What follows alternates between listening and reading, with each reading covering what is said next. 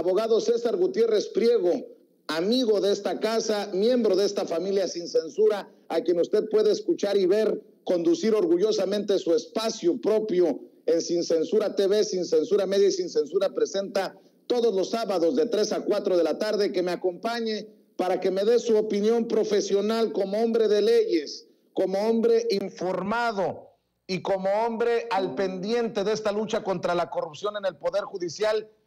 ¿Qué piensa? ¿Qué piensa de este anuncio de Arturo Saldívar? César, te saludo con mucho gusto. Buenos días.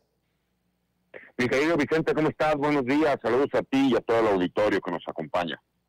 ¿Cómo ves lo que anuncia el ministro presidente? Creo que Andrés Manuel López Obrador, el presidente de México, ya lo venía advirtiendo desde la mañanera sin decirlo.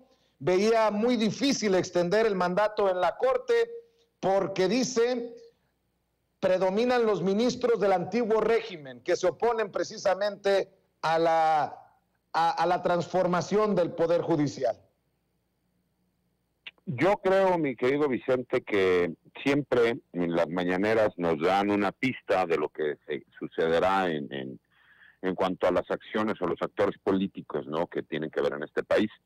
Y yo creo que se priorizó el hecho de defender la reforma judicial como tal, que es tal vez la acción más importante y que tendrá mayor trascendencia que realiza el ministro Arturo Saldívar, por el hecho de no estar mal con sus pares respecto a que estuvieran boicoteando esa reforma judicial. Y creo también que, por supuesto, lo que pasó con la destitución del magistrado José Luis Vargas en el Tribunal Electoral del Poder Judicial Federal fue un precedente que ellos están utilizando como para decir, aquí vamos a respetar el mandato constitucional, aquí vamos a respetar lo que dice la ley y aquí vamos a respetar cómo se determinaron las formas. Y no darles el pretexto del hecho de que se pudiese autorizar como tal una ampliación del mandato del ministro, cuando él mismo, me imagino que dentro del cabildeo que realizaron, se percataron que no iba a ser posible a lo mejor obtener los votos necesarios para poder llevarlo a cabo.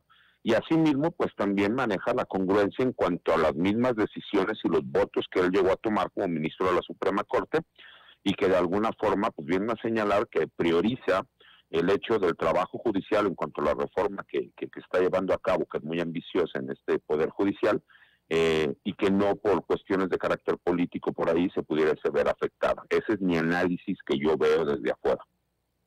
O sea, para no poner en riesgo la reforma judicial, no le metemos más ruido a esto, le quitamos pretextos a esos que se oponen y vamos con todo. En pocas palabras, así lo entiendo, ¿no?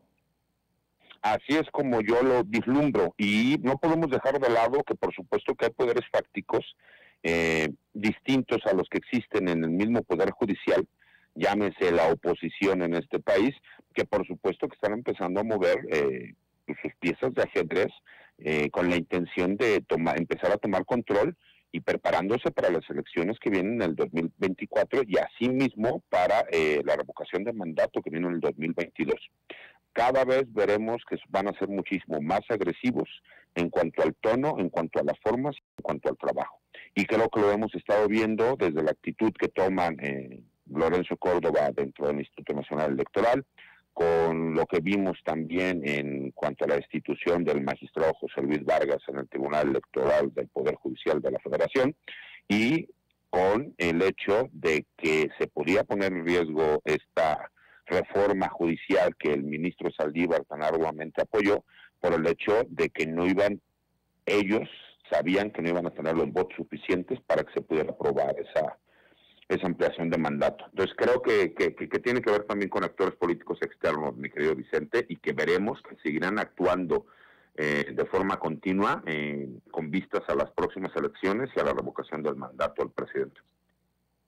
Oye, querido César, de ninguna manera se vería esto como un golpe de Saldívar al presidente Andrés Manuel López Obrador. Simplemente sería pues apegarse a la realidad. No están las condiciones para que se inicie esta discusión en la Suprema Corte de Justicia de la Nación y mejor se baja del debate Arturo Saldívar. Lo digo porque se vendrán las narrativas, la lucha de narrativas después de que si le dio la espalda Arturo Saldívar al presidente, que si hay alguna diferencia entre Arturo Saldívar y el presidente. Creo que queda claro que no hay ningún jaloneo entre el ministro presidente de la Suprema Corte de Justicia de la Nación y el presidente de la República.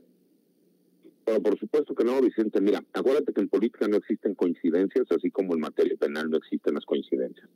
El día de ayer tuvieron una reunión el ministro presidente y el presidente de la República.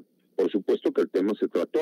Por supuesto que los sondeos del mismo ministro presidente de la Suprema Corte se las hizo al conocimiento del presidente. Y yo te puedo asegurar, por los datos que yo tengo, que el tema se planteó desde el día de ayer y por eso el presidente fue dando la nota de lo que pasó posteriormente. Entonces, realmente esto fue un acto consensuado donde el ministro presidente le dice al presidente de la República: señor presidente, usted ha puesto la confianza en mí, pero en esas condiciones hechas, y estamos poniendo en riesgo que la reforma judicial que tanto hemos apoyado y que es tan ambiciosa y tan agresiva puede estar en riesgo.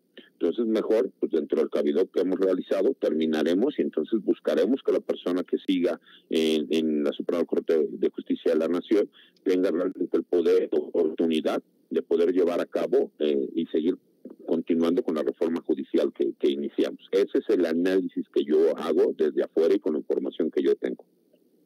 Te agradezco, César Gutiérrez Priego, abogado, amigo, miembro de esta familia sin censura, que me hayas tomado la llamada para compartir tu opinión. Creo que ese es el análisis que suscribo, que puedo también señalar desde esta trinchera independiente en la que hablamos de todo y de todos. ¿Y por qué no cerramos invitando a la gente? Seguramente será este uno de los temas que abordarás también mañana en tu espacio que conduces en Sin Censura TV, Sin Censura Media y Sin Censura Presenta, de 3 a 4 de la tarde todos los sábados. ¿En dónde más te pueden seguir? ¿En dónde más te pueden apoyar, querido César?